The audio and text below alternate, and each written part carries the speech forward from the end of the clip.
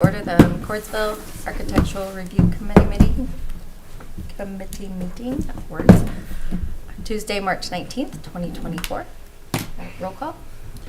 Dr. Brian Burney. Present. Bethany Frost. Here. Shirley Jacoby. Tom Strayer. Here. And Mark Nelson. Here. We have the February minutes to view and approve. I move we approve the minutes from February. Second. All in favor? Aye. Opposed? Alright. Old business? None. New business? We have a few. First up here, Beezer Homes is here to seek approval for adding an additional model to the lineup of Colonnade. Since we have a long agenda, I could go through all these first slides and slow them down for production. Or we can skip through since you guys have gone through, so we can go ahead and jump into the... I won't bore you with how great of a home Beezer is and all the awards we won. All right, I'm Chris Miller with Beezer Homes. What we are here today is to request architectural approval to add the Hendricks plan to Area D of Colonnade. As you can see, we already have 6 that are approved, ranging from 2,200 square feet up to 3,250 square feet. So the last highlighted one there, Hendricks, is 3,488. We are bringing that forth today for you guys to review. It does have the 4 different elevations that are consistent with the other approved plans previously. I went ahead and threw the site map on here for you just so you can kind of understand where section D is. It's where the yellow highlight, or the yellow section. Yep, thank you. And the one thing I also wanted to highlight is the R's at the back of the homes to the west there. Those all go to the school. School's right behind there. So those homes, and we'll talk about it here shortly, but those homes require a little bit of rear architectural requirements to take place. We are confirming that the Hendricks plan will comply to the PUD requirements and reaffirming that the homes will include a 3-car garage, windows, decorative doors, masonry wainscot wrap, minimum height of 24 inches. Also, the corner wraps will be a minimum of 24-inch return. All window, door, and corner trim will be 1x6. The dimensional shingles, we will offer 3 different colors. The dusk to dawn lighting will be on all the homes, as well as the basements will be offered to home buyers. This is the floor plan for the Hendricks, the first floor as well as the second floor. As you can see, it is an integrated 3-car garage. One thing I might point out on there, where you see the gray area, we do offer home buyers an option. They get 2 to 4 options for kitchens and primary bedrooms, basically to meet their lifestyle, what kind of layout they want for the kitchen. No charge for that. We give them the option of what works for them. Now the cool stuff, the color elevations. 4 different elevations for the Hendricks. This one is the arts and craft. It does have the full porch on there, as well as the tapered columns, the little dormer there in the entrance area. And then we have the prairie view, farmhouse, and the traditional. So in conclusion, reaffirming that the Hendricks plan does meet all the PUD requirements. We've communicated with Ryan and the team and addressed their comments.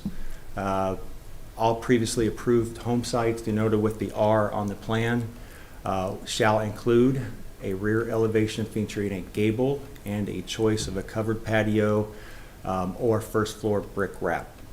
Hendricks plan is consistent with the PUD renderings that were approved a while back when we zoned it. Any questions? Can you tell us how large the porch is outside the front door on the, I think it's the prairie model? I can't tell if that goes all the way across or if it's just outside the door. I believe the smallest was around 30 square feet, 30 or 32 square feet, and I think the PUD requirement was 20. 20, yeah. I Yeah. don't remember the exact size, but I can confirm it's larger than the minimum. It's just the prairie that looks like it doesn't go all the way across. It doesn't. Well, the traditional doesn't either. Yeah, so that's 4 by 4 by 8 or 9. So, That's bigger than 20. yeah, get bigger. Thanks for the math. 4 times 9 is 36 square feet. On the prairie, it's showing, I can't tell if that's on the, around the garage doors, if that's dark siding or if that's the brown brick. It looks like the brown brick's to the right of the door as you look at it. To the, well, we have the, that's the column, and then we do have the masonry coming up at least 24 inches, and then on both sides, that's going to be the hardy. I'm looking on the color rendering. It looks like the brick goes up almost to the top of the door, to the right of it as you're facing it. The prairie. Well, oh, I'm sorry, maybe these are from the PUD. But these are from, this is actually a printout of That was the the staff approved. report. Yeah, the images that are in the staff report are from the PUD. Yeah, so the PUD, I think, shows brick going up to the, nearly to the top of the door, and then by the garage, I can't tell if that's brick around it or if just it's a, just up to the lintels there. So could you speak to how much brick would be on these and how it would be arranged as far as wainscot or first story wrap, or is it buyer's option, or? So the minimum would be the 24 inch. We will comply to that. Beyond that, it would be up to the homeowner if they wanted to alter that. This, if they bought it off the shelf for the prairie, we would have the extended on the porch area, and then it kind of drops down over here to break it up. Now the arts and craft does have the brick that comes up a little bit higher that you were referencing. I wonder if that's what you might have been looking at. Well, actually, I'm looking at different renderings than you are here. I'm This looking at the one, yeah, ones this one that are in does Ryan's come staff up. report. I do think it's very similar to what the version of the staff report is very similar to this. Yeah, it is. It has a higher brick level on the porch side, and then it drops down to the wainscot level everywhere else.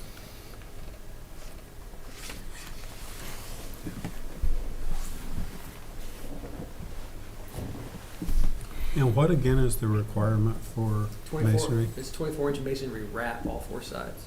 Okay. And it looks like where there's stone on the front, there's brick on the sides? Correct. But we are doing the return of the 24 inch. I think that was something that was mentioned last time. Yeah, what we've previously talked about was that you would use I think we used some wording like complementary brick color. Oh, yeah. Oh, yeah. To It the just stone has to color. sort of go with, even though it's not the same, right? Correct. Yes. And we agree to that. We don't want, we don't want it to look bad.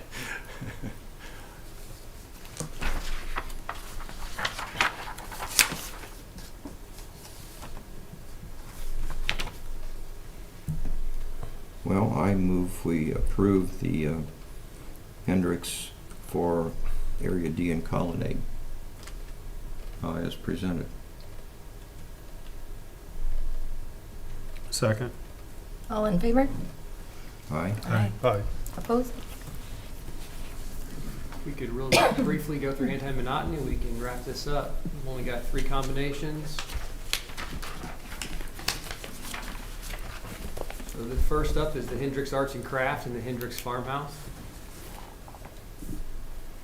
Similar. I will add that we did spend special time on the porch by the tapered columns as well as the masonry that came up for the, up there. These are the 8-inch columns with the treatment there. And the gables are different on the upper level. Different pitch Yeah, I in the think- gables. I think they're different because of the porches, the gable on the porch and the swapping of the gables on the second floor. I agree, Brick different. up here. I think I heard at least 2 difference. Anybody else want to weigh And in? it sounds like 2 different and 2 the same. Would you like me to vote? Well, I'd say they're the same. So two same, two different? Mm-hmm. Wouldn't it take three, one way or the other to? It does take three Carry. one way or the other, so I think what I would suggest is maybe we bring that particular one back next month when hopefully we have a fifth person who can break that tie. Next up, the Hendricks Prairie and the Johnson Prairie.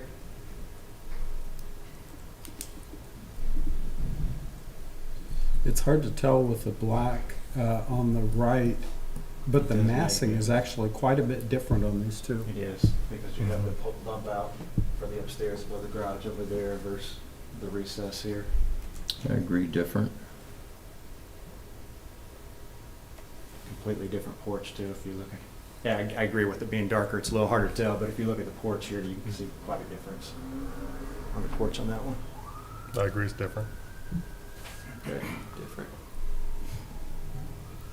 And last one, which I think you'll go with different.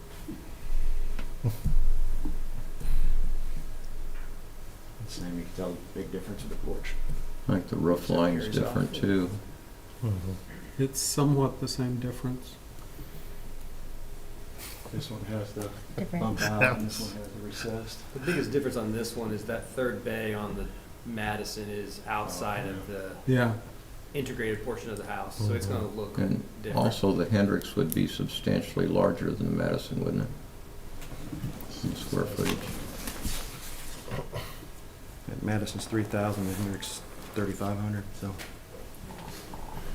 That'd probably be a discernible difference. I'll go with different. Different. Okay. Go back to the first one and save a trip. Try again. Just think, one less agenda item for you next time. Need a motion to reconsider? I'll look on the other side. oh, I can happily go to, they're too close, and then we got three. We'll do whatever you guys decide. I mean, this is a difficult one, but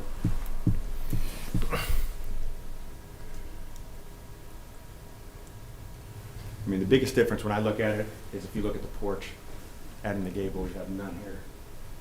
So we pulled that, but then if you look at the porch columns, I mean, those are quite different between the two.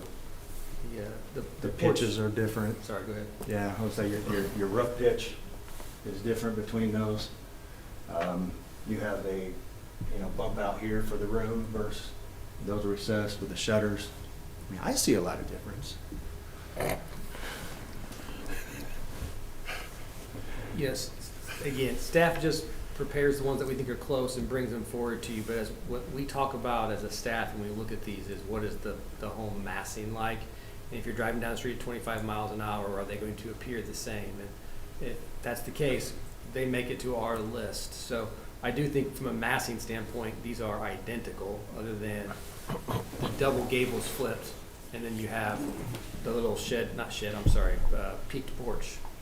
Well, actually, the sight lines from the adjacent road, which would be West 700 North, all the homes in D, other than those by an entrance where you can look down through a break in the mound, will be obscured by the line of sight from the mound. So from the road, only the homes in Area E will be visible, and Area D won't be. And I know this because there's already one framed up to the roof in D, and you can't see it if you're on the road in a car and the mound's between you and it. well, you can see it within the development. Yeah, I'm speaking You of can the see it in the internal development. Not in that. internal street. That's the idea of anti-monotony is the internal street. Okay, I was just looking at the adjacent street, doesn't count here, because you Correct. can't see them.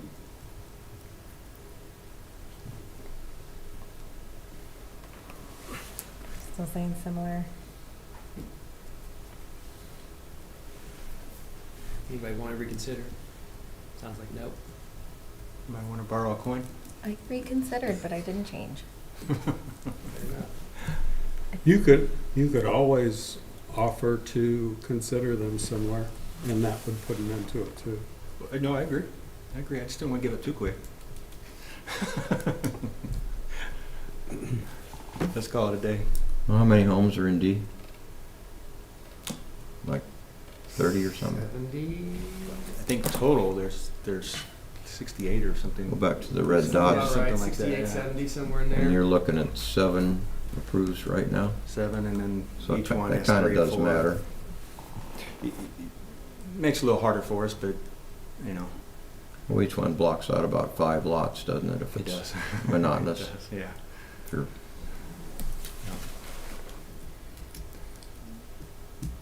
We'll call it, we'll not build them next to each other. Good. All right. We'll see. We've been up here a few times, so we'll spare you next time. But thank you for the, All right, thank you very much. The Hendricks model has been approved. thank you. Appreciate it, guys.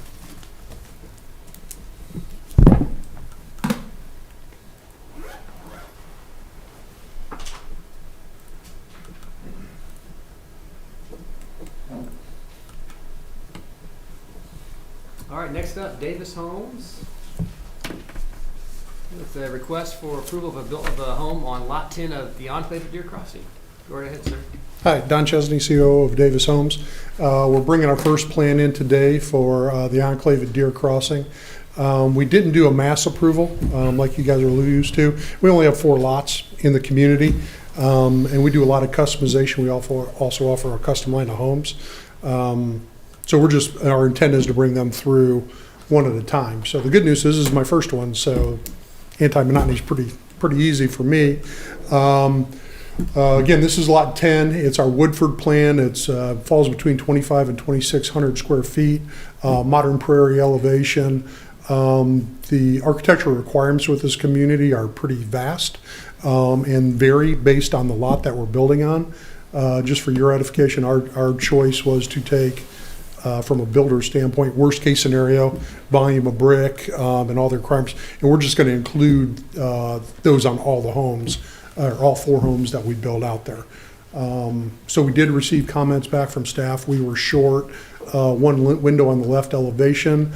We have rectified that and resubmitted that to add that additional window. There was also a comment from staff of clarification on the shingle type, which dimensional shingles are standard on all of the homes in this community for us as well. I can confirm the revised drawings have been received and are reflective of what's on the screen. Staff has no further comments. So that is the left elevation with the window? It was actually this elevation, the right, or this left. Yeah, and that's the new window. Correct. That wasn't there before. Correct. And it has a fireplace, right? Yes, it does.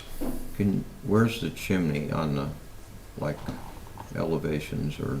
You can see it right there on the rear. It's an interior fireplace. Don't we have to have masonry on chimneys? Don't they have to be all masonry? It certainly would be if it was on the exterior of the house. I don't know that we've ever enacted that requirement on an interior one, regardless of how tall the stack was. Well, I'm just talking about the part that sticks out the roof. Doesn't that have to be brick rather than siding? We've never interpreted our code to read that way. It's only been if it was located on an exterior elevation, that then it had to be brick from bottom to top. Oh, I see, like if it had a foundation on the earth itself and was on a bump out on the elevation rather than an opportunist protruding from the roof. Correct. Okay.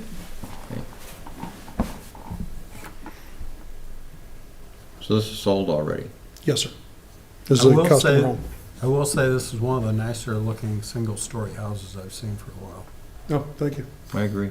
Thank you. Enough that I could build one that looks just like it across the street? Well, maybe mirror image. I figured I'd throw that in too. We actually have, this home is sold, another one is sold, which is a modern prairie, which I'll have to have a conversation about that. So for the next meeting, we plan on bringing 2 more through, so we'll be 75% of the way of our approvals for this. Great. I And all move we your approve. lots are together? Yes, yeah, Okay.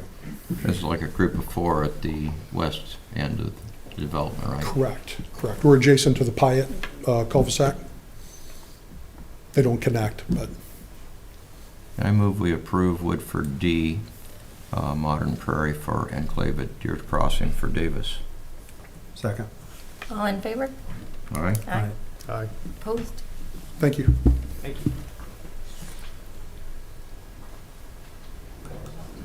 All right, next up is Pulte Group's request for recommendation on a product addition to the Chillicothe Farms PUD. As Rex makes his way up, just a reminder, this is not product approval tonight. This is something that's going through essentially the rezone process or the PUD amendment process. So we're talking about the appropriateness of the product and its architectural style for consideration by the Plan Commission. And do you have the PowerPoint that I sent you? Okay, thanks. Good evening. For the record, Rex Ramage, Pulte Homes. I believe I know most of you. You've seen my face multiple times. As Ryan mentioned, this is on the Jacoby Legacy Farms PUD, so this would be east of the town center that's under construction right now. Ryan, if you want to go ahead and flip through. So it was a 177-acre site, and there was a transition of density from west to east, and we have determined that it would be best to bring in a development partner to introduce a new housing type to essentially help the development continue to move forward. So what you see on the screen here is about 40 acres of a overall site that's 177 acres. Our development partner, LMS, they are out of Alabama. They are unable to make it here this evening, but have certainly been in multiple conversations with them and happy to walk through kind of what the plan is. So one of the big things, for the overall Jacoby PUD was essentially all trails or all roads leading to downtown. So you'll see kind of through the center of this site plan, a very large swath of green space with a trail, and that was consistent with the original plan that was approved. And so that was kind of one of the key features that we told them that they must incorporate into their plan as well. So you have a nice big wide green space with a trail in the middle, and then starting to go through the different types of units. There's 4 types of units shown on the plan. The pink units that are shown is the townhomes, and Ryan, you can go ahead and move through that if you'd like. So these are the proposed townhomes. As you can kind of see, they taper off in height. There's various elements of design features, gables, dormers, multiple window combinations, box out windows on kind of the second units as you move towards the interior. 2 different colors of masonry material, and then some other architectural details as well. So we were very happy with what they showed us, when they showed us all of their architectural exhibits. And so, quite frankly, I think this is much nicer than the originally proposed Pulte townhomes for this area that's going to be facing the town center. So is this everything that's in red on the map? everything that's in that pinkish red color, yes. So Tom, if you remember, there was a double row of townhomes along that western perimeter. That would be the transition of density from what would happen on the Thomas parcel, transitioning away from the town center. So the front facing of the townhomes facing west, and then the front faces of those townhomes facing the internal greenway area. The idea being no visibility or low visibility of any types of garages or alley space. Ryan, you can keep going if you'd like, please. Brian, do you happen to have anything that would show where this is relative to the rest of that area? If you go to slide 8. So here's the original, here's the site in red, the town center being the dashed yellow area to the west. And then if you go one more, Ryan, one more slide. So we haven't gone to update the entire site plan in color yet, but as an overall, is the southwestern 40 acres of the development. Okay. And again, if you remember, there was a double row of townhomes here, and then there was what we call the neo-traditional area, kind of more narrow lots. I believe there were 52 or 53-foot wide lots. And I thought that's where it was. I just wanted to see where it was relative to that main road going east and west. Whole site layout, right? So again, and as we transition from west to Odd-shaped east, piece. attached townhomes to highest density, single-family detached, to a medium density, and then the green areas were the lowest density of the single-family residential. Is the townhomes, do they vary as far as elevation and massing, or are they all the same? So the massing would be the same. So what they would vary in, I mean, we can certainly talk about different color schemes and things of that nature. Ryan, if you can go back to the site plan real quick. There are a handful of different unit combinations. So some might be a 4-unit, some might be a 6-unit, some might be a 7-unit. So you would have different types of buildings intermixed within the development. Now, is that drawing is up there, the road to the far left as you're facing it, is that 234? No, 234 is, so this is the southwestern 40 of our 177. Then you have the rest of our site, which has another, Yeah, there's, probably right. this much distance between the homes that are on the south side of 234. Was this just area A? This is just area A. And there's a bunch of areas. Correct. But I guess my question is, what's on the other side of that straight road on the left? So Are there this- homes across the street now? Here, So this Yeah. is a proposed north-south road that we would be dedicating our half right-of-way for. That would be what separates us from the Thomas property, or what separates us from the Tower Court property. So we are here in relation to the site. The Thomas parcel is right here So we have no existing residents. on To the the- western side.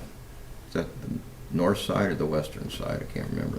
So here's the 40 acres that we're talking Yeah. about. So you have no residents to the west, and then Tower McCordsville owns this. I don't believe that has an active. That's just undeveloped right now. Correct.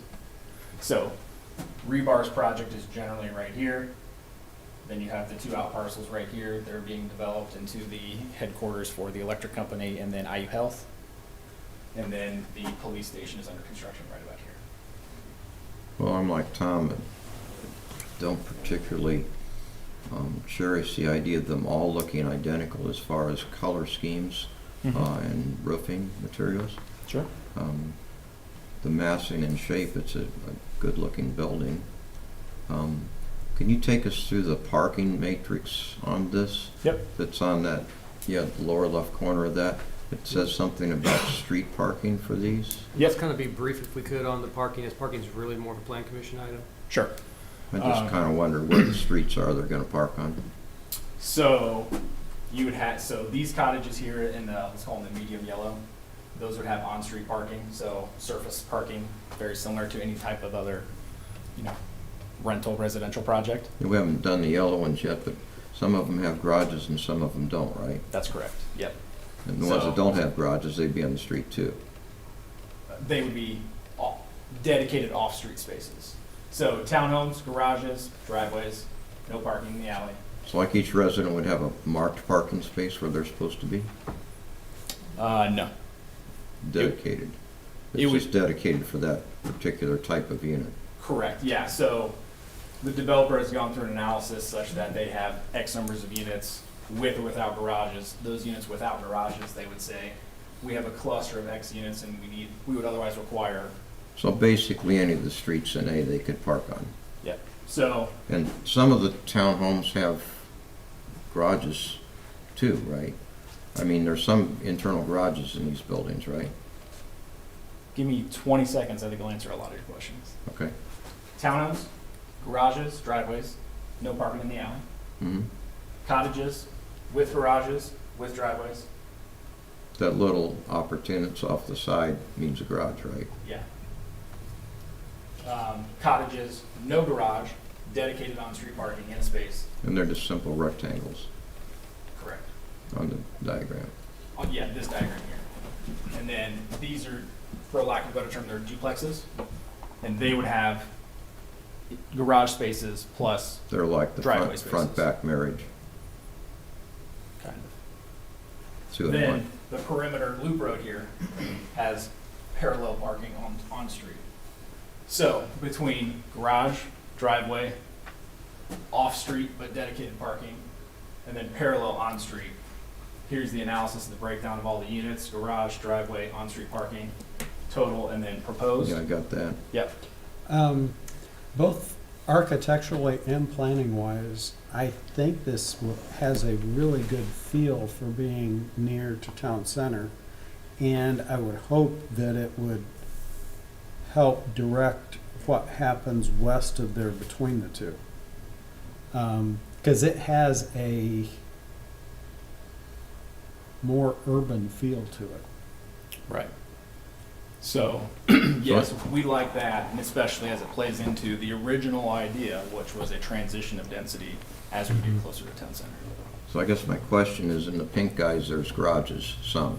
Yes, And those garages are located on which sides of the building? We saw the front elevation. The But rear. we haven't seen a rear elevation, have we? correct.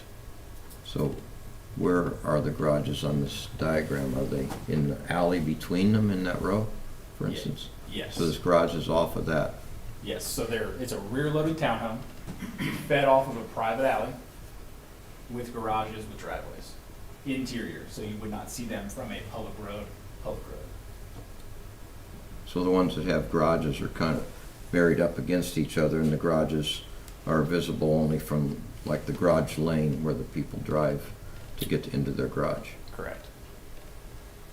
Not to open a can of worms, but I think those cottages would look better a little bit closer together. But that's not our, Well, I think that's a good point. I think that's something we'll discuss with the plan commission about, that all comes down to density and intensity. They're gonna talk a little bit about how they do some small fenced-in areas to give their residents abilities to have dogs and have an outside space for the dogs. And so all that kind of plays a part into that spacing. So it's a good comment that we'll take and make sure we discuss it tonight with plan commission. I'd like to kind of get us back on track with the architecture of the product here, if we could. Yep, so there's 4 different series, if you could go through, Ryan. Townhomes? So townhomes, that's the front elevation. These are all being designed specifically for this project, specifically in McCordsville. So we don't have all the different elevations, front, side, and rear for everything. What we have to date is as recent as 1 o'clock today. So that's the townhomes. Here are the cottages with no garages, front, rear. So the only difference being one of them has a front door and one of them doesn't.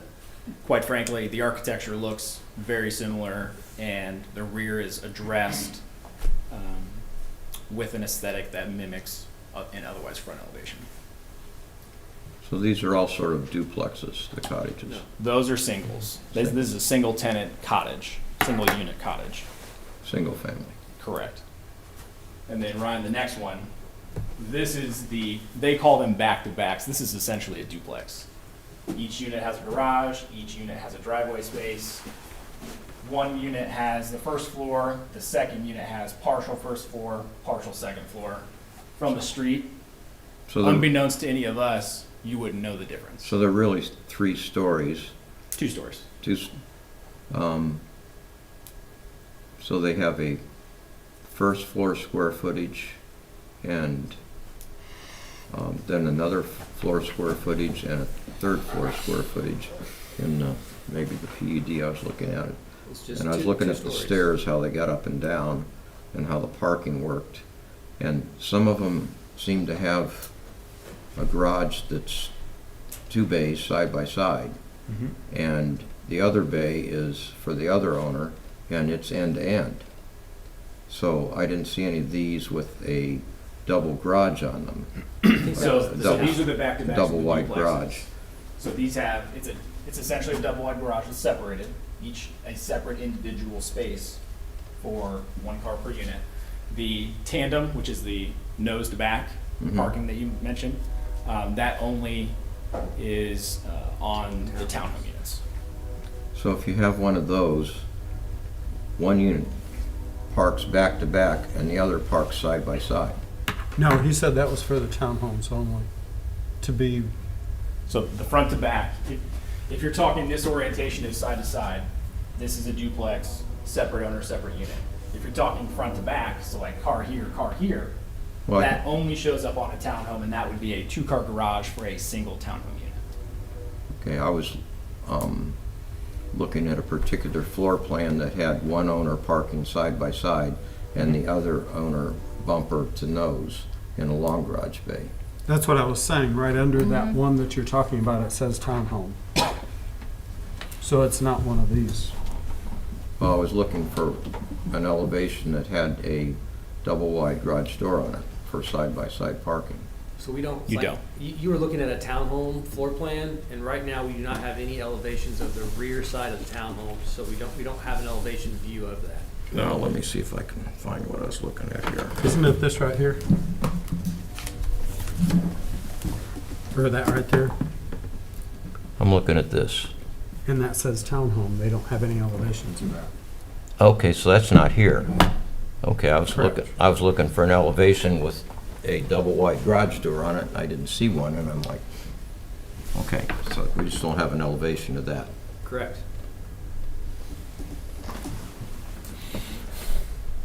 So again, this is a duplex, 2 units within one structure. Front, back. Quite frankly, those passing by would never know the difference. The architectural detail is there specifically to address the requirements of this project.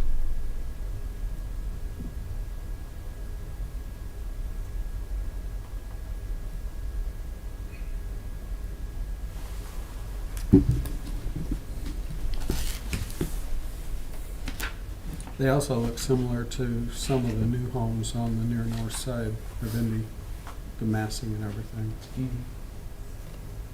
Yeah, again, so I was very impressed when the LMS team was able to furnish portions of the elevations, and now they happen in 2 or 3 instances. But we were very proud of what we saw, and we thought you guys would like it also. And it definitely hit the benchmark of what we communicated to them about architectural treatment within the town of McCordsville. Well, they mostly develop in the south, right? That's correct. That's where they're based out of right now, and they're So- expanding into the So Midwest there's a and lot central of areas. pastels as you get into Florida. Yeah. The- So they had a vision book that they sent us at the very beginning, and it was a lot of coastal. Do we have a color palette? I mean, I'm not a huge fan of We would not allow the Pastel. pastel color palette here. blue and pastel yellow and pastel brown, you know? I think it shows pretty well on that one slide that has the cottages beside it. I mean, these colors up here are fine. Yeah, so the Easter colors are not, we Right. would definitely not allow That's- that. And if we needed to write something into the PUD regarding that, that's would- fine. I suppose I'd like to see a color palette that didn't include those. I think we could probably The just work easiest some way. language into the PUD that would address, colors that are not of a pastel hue. We'll work some language up to address that. Well, it's not a common thing with developers who are from around here or develop around here, but this particular one is a more southern developer. And I think some of the things I saw online that they had done were pastel. But this was developed specifically What for you- here. Correct. What you see online is not what they're going to be building. This is representative of what's in design currently that would be proposed to be built here. We have communicated to them, because very similar, Dr. Burney, to what you saw online, we saw the pastel yellows, the blues, corals, for lack of a better word. And we said, hey, that's not going to fly. Also, we're in the Midwest. We pride ourselves on masonry. So you got to incorporate some of it because they didn't have any, which is acceptable in the South Carolinas, the Floridas, etc. But we very clearly communicated to them where they are going to be doing business, and they are comfortable with that. Now, you were talking about fences Correct. and little yards where maybe they could get a pooch out or something. Yeah, Ryan, And- could you go to the back-to-back slide, please? I'm uncertain where they would be. Yep. So here's the elevation view. So imagine units all along down the streetscape, right? So this is a very good scenario because what you would have is you'd have a fence pretty much attaching unit to unit. So what you'd have is unit A that has the western side of the building, they would have an outdoor space that is the front half of this side yard. Unit B gets the rear half of the back portion of that side space. So everybody has a quote-unquote private. So if public safety or public works has to get into the side yard for drainage or a fire or something, is there an obstruction from these fences protruding into the side yards? Potentially there is, and that's all something that we will need to hash out to the Plan Commission and Town Council.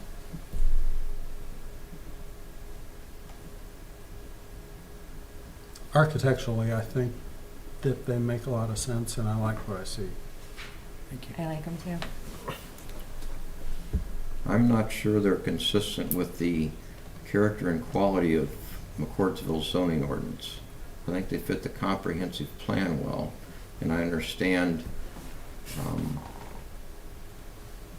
the desire for density next to the town center.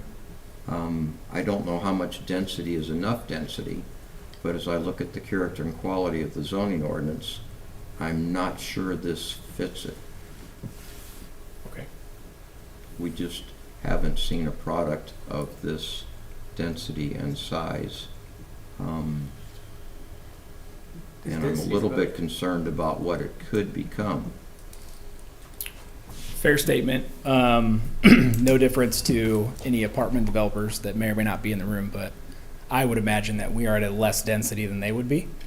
Well, apartment's kind of its own PUD. They have internal amenities, they may have shopping in the building, they have security, they have one owner operator who runs the leasing and the maintenance. They have maintenance staffs. It's a self-contained thing, and this is kind of individual owners. No. All three things that you hit on, except for having shopping within a unit. All three of the things you just mentioned. So Fit this. this is an apartment This is complex. one owner, one landlord, one leasing office, one maintenance guy, or So it's two one maintenance lot. guys. One lot. And I mean, It may get platted into individual lots, and that's one of the things that, again, when we get to plan commission and town council, we'll want to talk through having specific language that addresses how it's maintained, how it's managed, ensure that if we can properly take care of code enforcement, if there's issues, that we know where to go with the ownership or management team. And then, if they are going to split it off into lots, which they can do and still have a common ownership, ensuring that we don't end up with 4 or 5 or 6 or 7 different owners of different blocks of this area. So those are all things that are valid questions that really need to come out and be fleshed out and discussed at the Plan Commission and Town Council levels.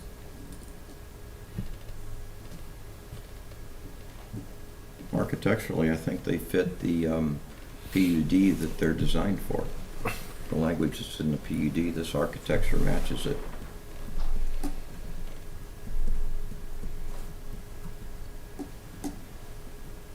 Bethany, Mark, anything?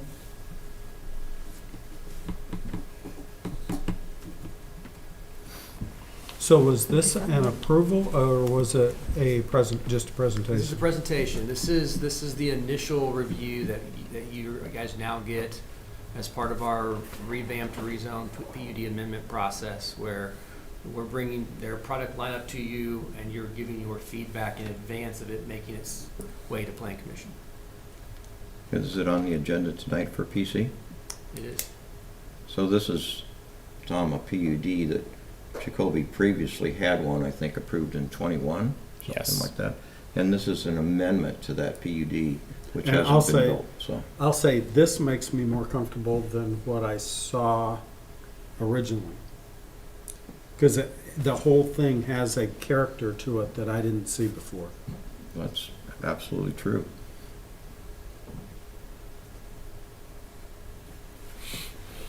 So with respect to the others in the room tonight, yeah, we appreciate the feedback. Thank you. We'll talk to you in an hour.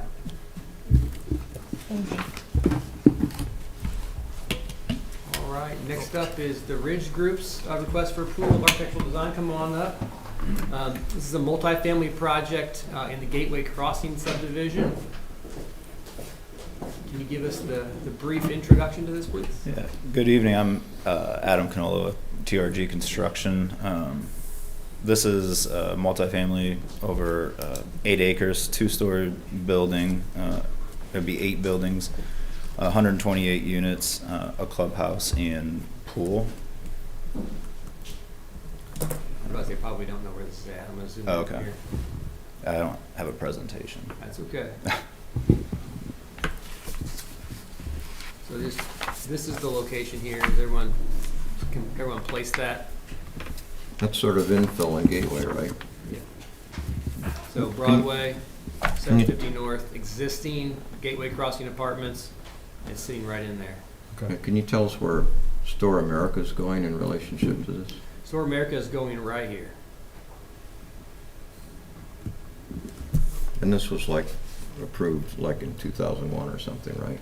Yes. And then the BZA recently granted Yeah. some exemptions. Yes, this land has had multifamily zoning approval for 20-plus years. Sorry. Anything we continue with? So I'm stepping in for Tyler Bowers, but I think we've been working with Ryan and his staff, making the necessary changes that you guys have brought up regarding the wrought iron fence around the pool, brick facade. The only thing that might deviate from what we're showing here is all elevations are showing full grid black windows, where we'll be compliant with the PUD, and anything facing the roadway, any elevation facing the roadway will remain with the black full grid windows. But I think everything else we've brought, or everything that's been brought to our attention, we've corrected in our drawings. You have some exterior decks on there, don't you? We do. What is the deck surface made of? Is it treated lumber or It's going to be Trex. Trex? Mm-hmm. So it should last a while then. Mm-hmm. And if it's wrought iron, it's wrought iron railing on the decks? No, so we'll Or is have it wood our balusters? aluminum Would be railing aluminum, around. like powder coated aluminum? Yeah, probably black powder coated. We would have a similar style fence around the pool area. The massing on these looks pretty similar to the rest of the apartments that are there. Yes, that was by design. That's something that staff requested. Let's freshen them up a bit, but not be completely out of touch with the existing apartments there. And I think TRG did a really nice job of freshening up the style a bit, but keeping to that massing and height, having a little more bolder color choices, but still staying true to kind of the area in the existing apartments. And you listed out in your staff report what the BZA amendments were. I did, yes. Do you want me to go through that? Only if somebody else wants it. I read them, but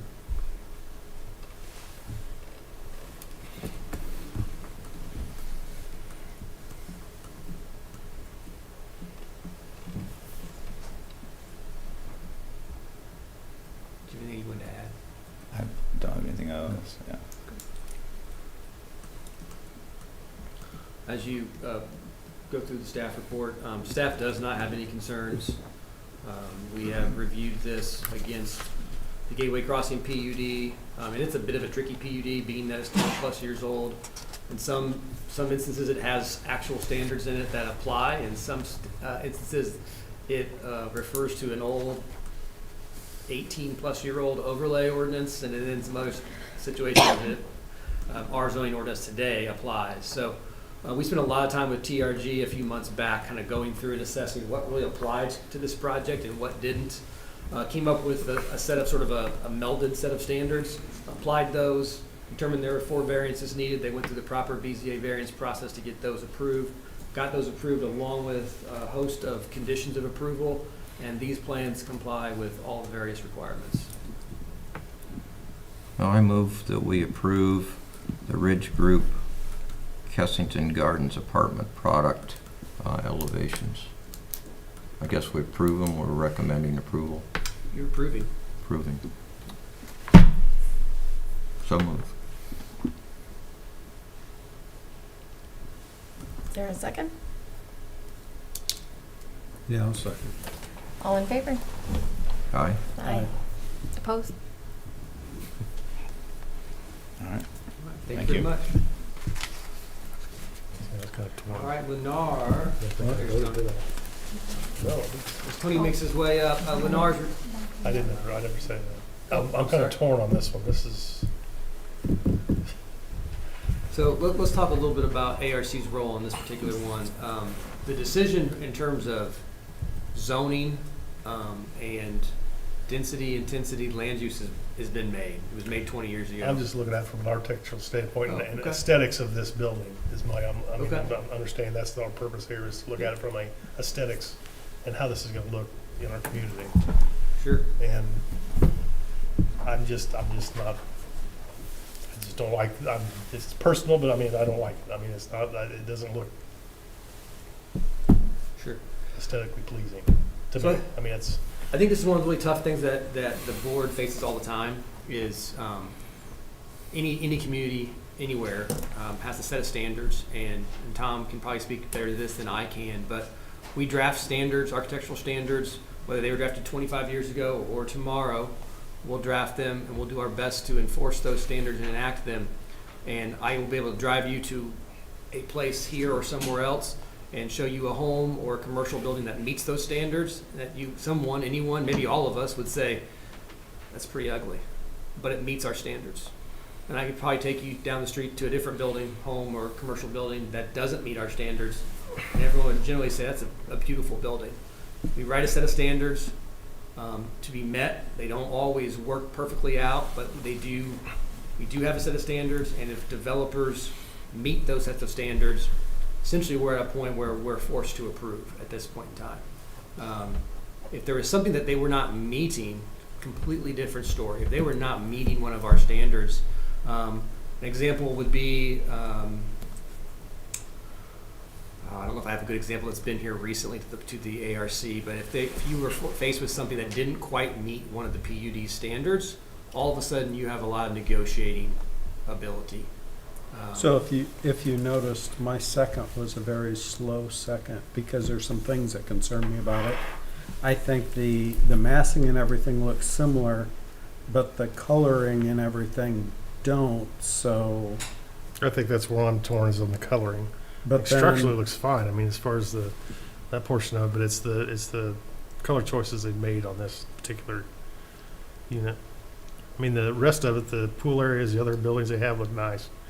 But it's just something about this, the way they've got the color scheme of this one just doesn't. Is it the blue? Well, I think it's the white that's in between all those breaks in the white, make it look, something doesn't, it just makes it really look like an apartment. I mean, Well, if you I look know at it's the in the- site plan, it's kind of nested in amongst its brethren, and it looks similar to those. And it's kind of screened by those in multiple directions because it's kind of almost a donut hole.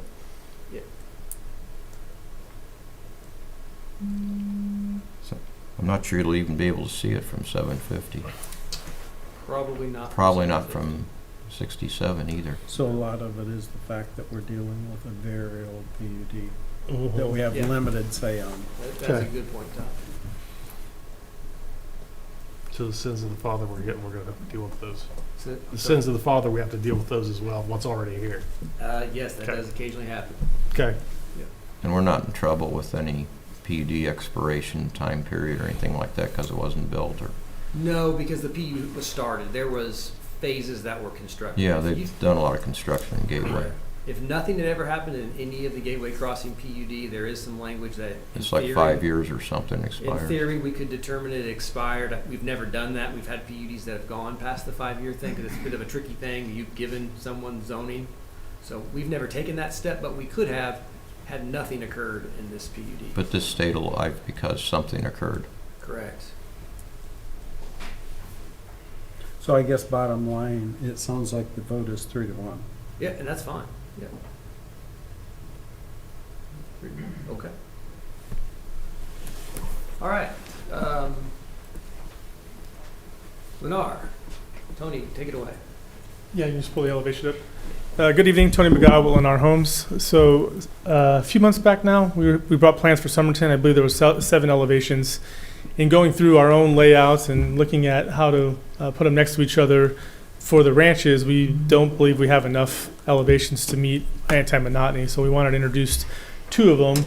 The first one, I mean, talking with Ryan, this doesn't meet the garage width component. We don't have the ability to increase the garage, so it doesn't comply with the PUD unless we do a text amendment, which we won't. So That was the clearance, though, right? correct, the clearance, yeah. So this elevation, we won't be able to move forward This with. is the Allen. That's the clearance, ain't it? Oh, I'm sorry. Yep. There you Can you scroll down?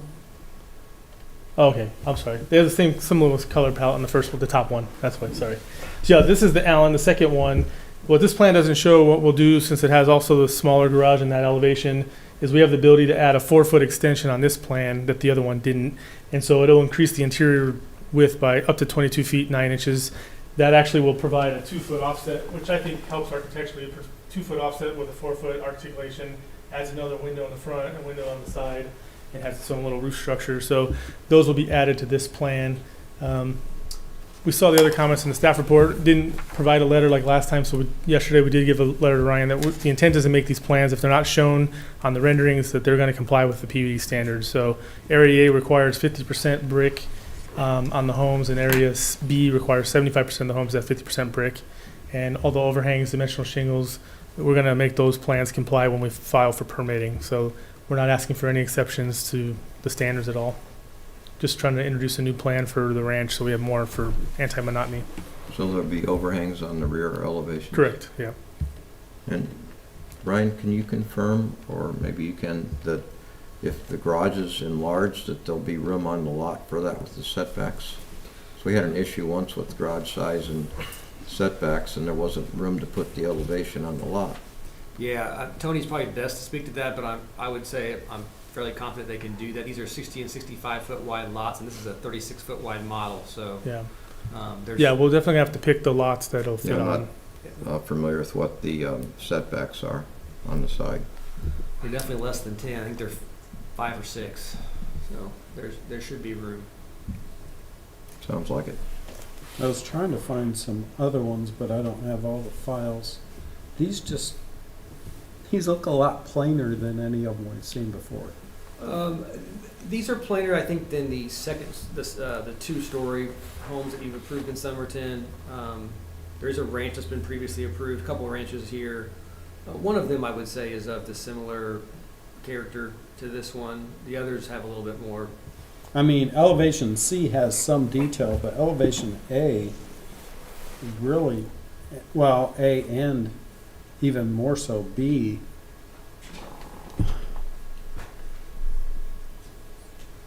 Doesn't have a lot going for it. I was going to ask a question about B. So the reason we asked for the PUD calculations, or excuse me, the masonry calculations on these is because, and I'm having trouble seeing, are these they're both horizontal siding, just different colors, right? Correct. Okay. So the PUD does require, if you're less than 50%, that you have at least 2 siding materials. So like this B would have to have some other siding material added, or the masonry made to be at least 50%. And it could be there today, it's hard to tell. But that's something that we would have to check for at the permit stage and make sure that you've either got 2 other siding materials beside the brick, or the masonry percentage comes up. Is that trim 1x6 or 1x4? Usually 1x6, I believe. PUD would require 1x6. Yeah. Is there a requirement for decorative garage doors here or not? Yes. Yeah. So these are not decorative. Yeah. When we So permit it's really hard to approve when what we're approving would look substantially different than what you're showing. Yeah, that's why we provide a letter saying we'll comply, because our plans don't show all the But options. we can't see what it would look like. Yeah. There's an architectural feature on the front, I guess, which is not actually a vent. That's a decorative louver, or is it a functional vent? It's decorative. From my standpoint, I don't know if it'd be possible to swap that out for some other architectural feature, because we have a kind of a dislike, I guess, that's in the code for vents on the front of buildings. And I this is don't an think we architectural do feature. if they're decorative, and I consider this decorative. Right, but how do you tell from the street if it's decorative or real? I mean, the appearance of it, not whether it's functional or not. Well, I'd rather see, a truss or a series of corbels under the overhang, or some other design feature that might be I know on like a elevation logo for the A. development up there. Yeah, on A we have some gable Yeah, something treatment, like so that, rather than the louver. we provide different, again, so we avoid anti-monotony. We're trying to provide some different options on those. And I think the vent language that we have talks about vents not being on the first floor. I think it allows them in gables, which this isn't a gable. We actually had one time, a particular builder who puts their fake vents literally right, like where this window would be at would be a thick vent. And that's what we were trying to avoid in the future, was to have a repeat of that, so. Well, you could even put a not real octagon window there, or something like that. Would be better looking. Some people think octagon windows look a whole lot worse than that. It's all preference. Guess I'm speaking for personal preference.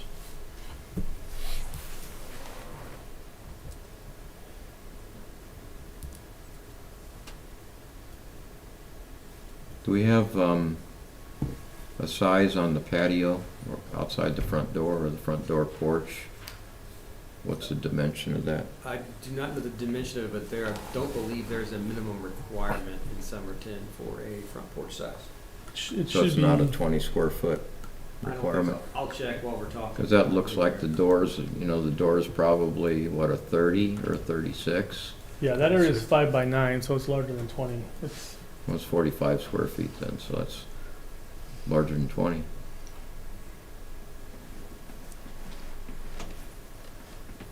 Yeah, we can show also the black and white drawings have the decorative windows in them, the 4-foot extension that I was talking about as well. I can't read that here, but you guys can. Yeah, it's 4 here and then 9. Or sorry, 5. So that's 20 actually. Yeah. So it's 20 even. Yeah.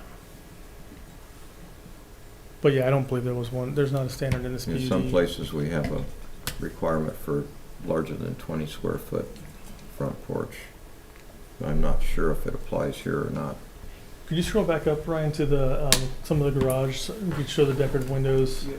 Let's see. There's a 4-foot extension. So this is what it looks like on A, B, and C when it doesn't have the full brick on the front, and when we have a full brick option, that's what it looks like. And then the regular garage, it'll show the garage with That'd be, yeah, right there. with the decorative. That's a 3rd-car garage. So if you go up, you'll see it with just a 2-car. That's showing a foot overhang. Is that 11? What is that? Correct. 12 It's inches? 12 inches total, 11 from.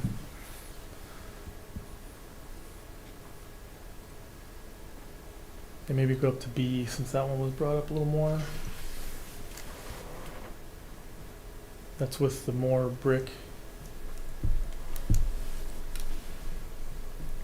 Oh, sorry. How many square feet are these? I believe they're 15 or 16 and some change. Yeah, I think 1,600 is our minimum in this collection. They're 1,620, I believe, and up. This is at 900 and 500 northwest corner. Is that the Correct. location? Correct, yeah.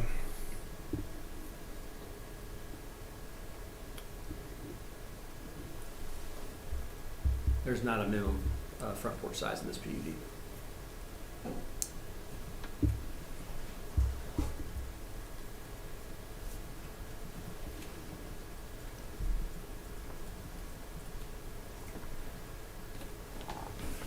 So just to recap, with the letter that Tony provided, committing to meeting all requirements, staff does believe that these do meet the requirements. Again, there would be some issues we'd have to hash out at a permit by permit stage. For instance, if, this is not a great example, but if it only had a wainscot and it wasn't showing it in this little cubby hole, they would have to provide the wainscot in the cubby hole. Does that make sense? I'm using a technical term there, cubby hole. And then, again, on that B elevation, if it was not meeting the 50% requirement, there would need to be 2 siding types besides the brick. Those are things that, again, we can flush those out at the permit stage unless you would like them to Well, come if you go back back with one, it did show 2 siding types there. This is the A, yeah. Those are the B that we were concerned about. They are 2 different. I mean, they're both horizontal, but there's a different pattern on this, and they'd be different colored. It's like was shown on the color elevation. They had 2 different colors, and then that's got a little bit of a different texture We pattern. don't consider color a different material though, do Not in we? this PUD, we don't. We have in others. I don't know. The textures are really good, a really good point. We've not considered texture to be something, but I think that's something that ARC could consider if they were. I don't think from the street you would notice a difference in texture. So we'd have to meet 50% brick. I mean, Yeah. Yep. Yeah. When you take windows and doors out and gables out, you may be there already or really close. So There wasn't a masonry calc on all these, so your CAD guy's gonna be able to do it a lot more accurately than I can do it by trying to measure these. Well, and I think the other thing that kind of bothers me, sorry, the brick on the garage is just barely higher. Enough that it just looks odd to me. It seems like it should be substantially higher or the same or something. I guess what I'm saying, if you're adding brick, I would prefer, it would be better to add it on one side or the other to make more differentiation of it. Mm-hmm. Yeah, we can look at that. I mean, we may have to use the full brick option. That's the second one, next page. Mhm.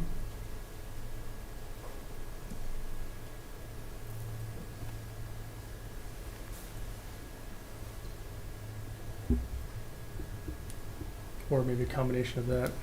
Like I said, I just don't remember approving any elevations that were this plain before. I can show you what was previously approved for this neighborhood. Well, I agree that the single gabled one looks really plain from the street.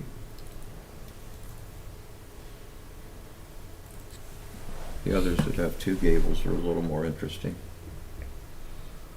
So I'll kind of scroll through this, but this is what was previously approved, I think, in December of last year. I think all of those are more attractive Yeah, so far. can you go back up to the single story? Those all have a lot more character than what we're seeing now. Yes. And that's what we've looked back on before, is what was presented. And I really don't like the idea of bringing in less visual quality after the whole thing's been approved. But these three, I think, are totally different looking than the ones you're proposing tonight. Yeah, I mean, this is a little bit of it's a wider home, so you're able to get a little bit more room for that. With the smaller ranches, it's a challenge to get some diversity.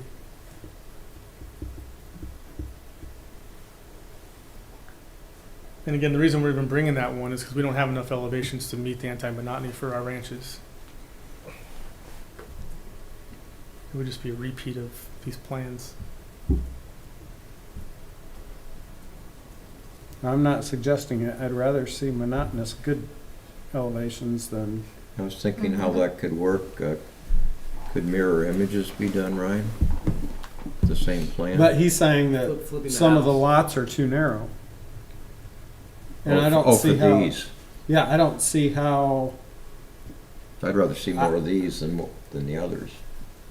I guess I'm trying to figure out what we approved that fit on those narrow lots. These all fit. Oh, they do? So, I'm not sure what you were talking about when you were saying you didn't think that these, Well, the Allen plan's a narrower floor plan, so then you have less room to make more articulation, was my point. but that narrowness makes them look, Oh, I'm hearing, yeah, I understand, I hear the comment, yeah. I'd rather see more like these than more like the ones you're seeking approval for tonight.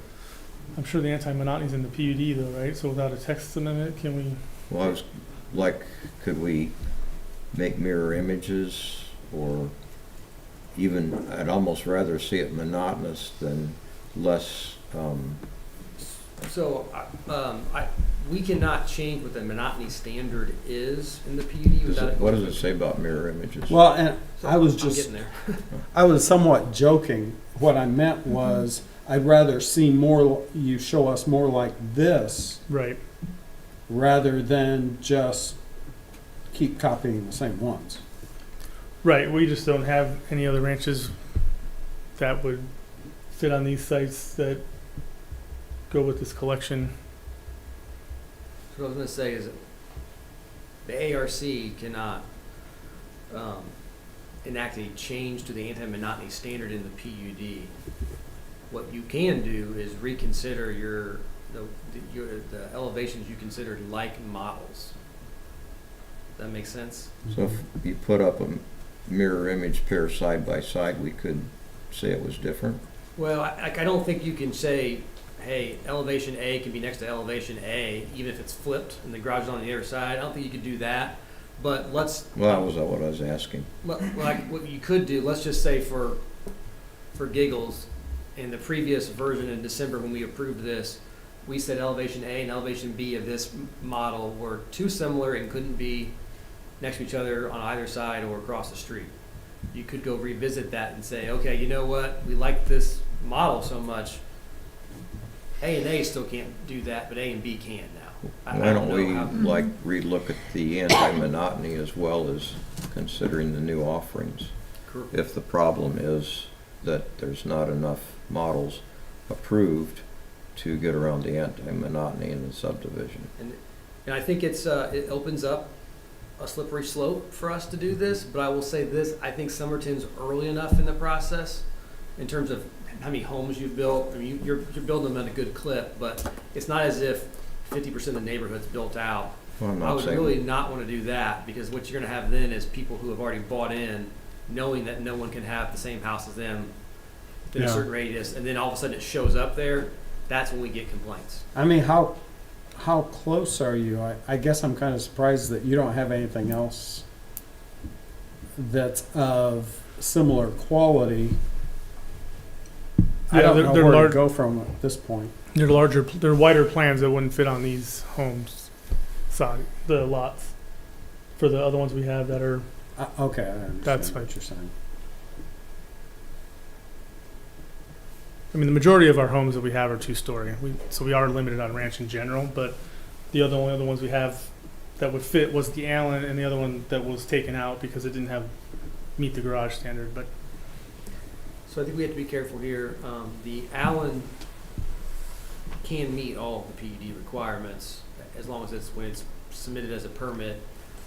They've addressed the 22-foot wide garage, and they've addressed the masonry and things like that. So in that scenario, I think we're bound to approve the Allen as a elevation, unless the petitioner would rather us reconsider the anti-monotony matrix. I think. and even if B is an issue, I mean, if we can get A and C, at least to start, maybe we revisit B if we have trouble still getting monotony standards in there. I mean, I'm comfortable with at least moving forward with A and C. you're looking at asking for 3 models tonight, right? Well, Three one model with elevations. 3 different elevations.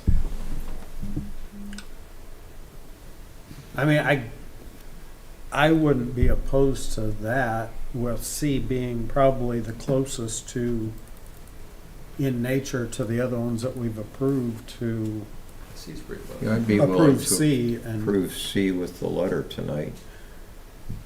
I don't want to approve A. Yeah, I think B's even worse than A. Do you? It has 2 gables, but They're so symmetric.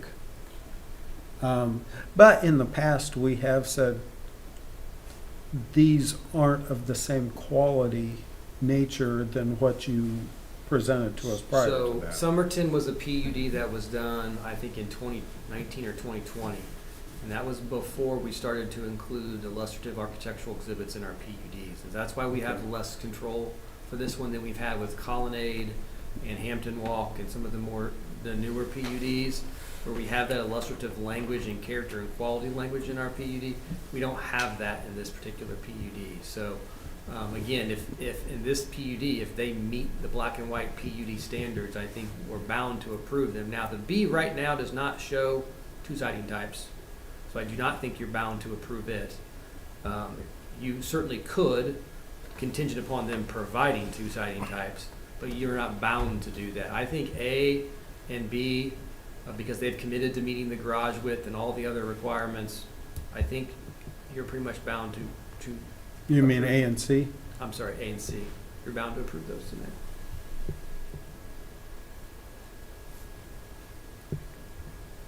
Kind of the same thing as the last time.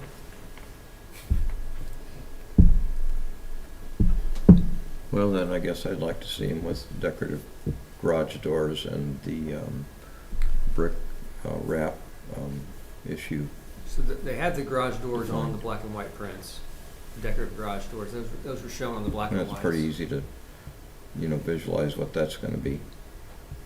The garages are going to be a little wider. they're gonna bump, they're into that little bump, so the garage door will not get any bigger. Yeah, it doesn't change the garage door width or anything. You can go back when that black and white had it. Yep.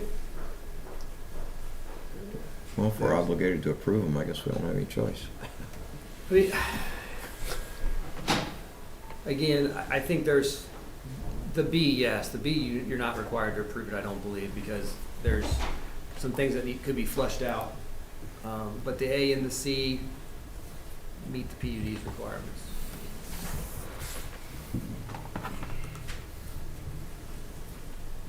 Well, if they meet it, they meet it.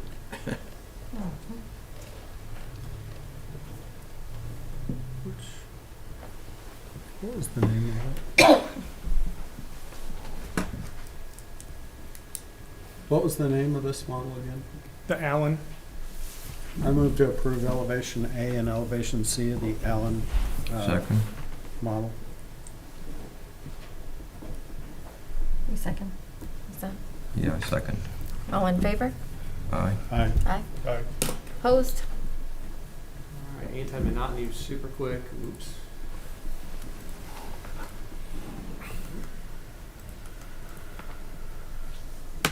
It may not, it actually does not matter because we did not approve the B. So all I'll say about anti-monotony is obviously the exact same model and elevation cannot be next to each other, and that would include different masonry percentages. So the Allen B full brick, if we were doing that one, couldn't be next to the Allen B with half brick. If that makes sense. Yeah. Well, yeah. All right. Okay. Thank you. Thank you.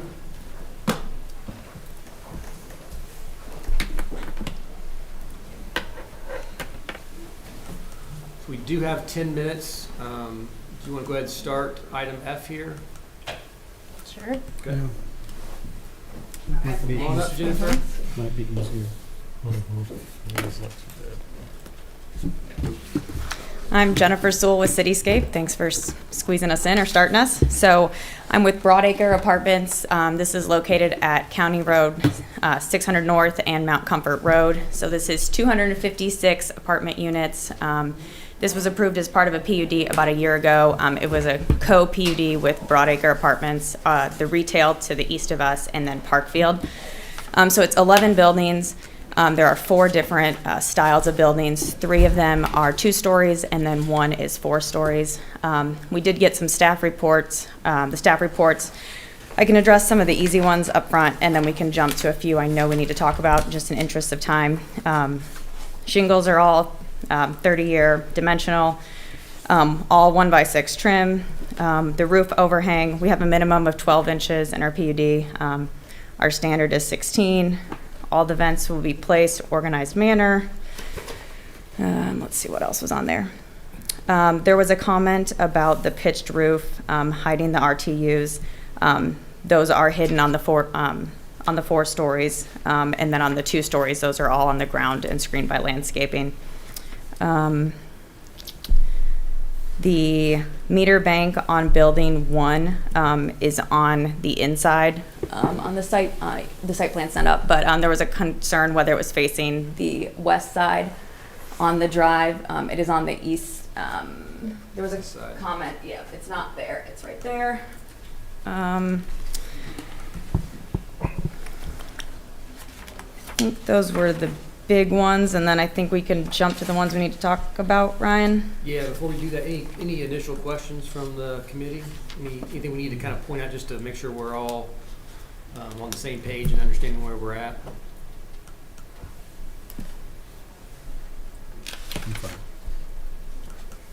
Okay. Okay, sounds good.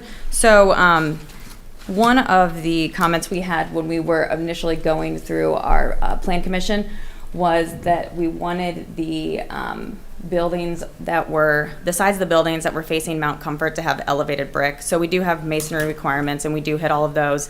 The masonry requirements for the 2-story are 35%, and for the 4-story, it's 25%. You might have to jump to the black and white for these. Okay. So between the initial plan commission and now, we had to rotate building 11 just due to some parking requirements and site constraints. We have a wetland on site. So building 11, which is one of our 4-story buildings, we had to rotate from east-west to north-south. So in our standard 4-story building, this section of brick is to the first level. And so in our PUD, we have a requirement that all buildings facing Mount Comfort, the face of that building, the brick has to be brought up to the second level. So originally, and we had this on our other building on the this side, it's brought up, the center plane is brought up to the second level. So there's discretion put in the PUD that if any site changes occur, it has to come back to the ARB to get approval for the increased brick. So I guess we're coming to you to get approval that this increased masonry is approved. And just for the record, I think percentage-wise, I think they have more than equaled out the amount of additional brick on this because it's being spread across multiple points where it raises instead of just the center column being raised up. If you go to 3.5, it's further down. It has them on the same sheet so they can see what it looks like on a one. There you go. So this is, there's another building where this elevation faces Mount Comfort, so you can see where it's, for an example, that's what it was originally, and now that this side faces, that's what we did with this building. Okay. I think it's an improvement. Me too. Sounds good? I know we spent a lot of time on We this in the past. Yeah. So, if that's the major change, I'm fine with what we're saying. Let's move on to the next, the gables maybe. Did she Okay. hit all of your staff comments? We're close to it. I think we have to go through some gables and Yeah, something else. the gables and then I think the photometrics and Yeah. the overhangs. It was on building type 2. That's probably up then, correct? Yeah, so this is on our 2-story. We had, it was more of like a triple gable. And so we simplified it to a 2-gable here. We can pull up the old elevations if you wanted. Our architect was having issues with some waterproofing, the way the triple gable was hitting, and we're trying to make a cricket to get the water out. So we simplified them and put them over the entrance. I think it looks more coherent with the other building styles as well. That's really the whole explanation. If you feel it needs to go back, we're just gonna have some waterproofing and guttering issues. Tom, I know you're an architect by trade. You could tell me if you think that's legitimate concern. What's the possibility of making one of them larger, but still not to the point that they're, My only issue would be I wouldn't want to, if you flip then, Ryan, if you want to go back to like building type, or sorry, actually we were on the wrong building type. So we switched it on building type 2. This is building type 3. Then we're gonna start opening up a can of worms where we're gonna have, so it's on building type 2 is where we switched because it. there's a roof in the background that would be affected. Yeah. And yeah. Okay. And that kind of answers my concern. I couldn't really see those roof lines, but in reality, those roof lines would make them not look the same anyway. Correct.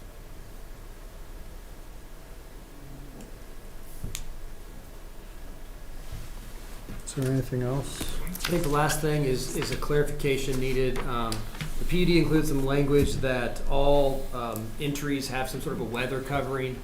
The petitioner has stated that they're essentially the 16-inch roof overhang is taking the place of individual overhangs over entryways. And so that's something that is your discretion or your determination on if that's an appropriate You mean weather covering. the roof on the second floor?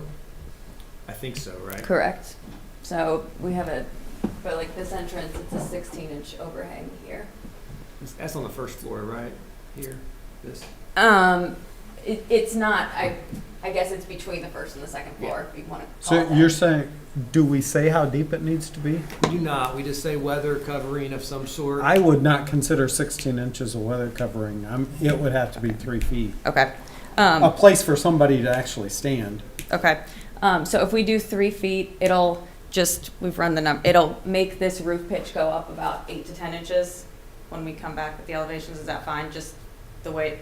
Which so isn't, it doesn't look like there's a window up there anyway. There's, I don't think there is an end. I'd have to go check all the elevations, but I don't think there is. I So, don't think there is either.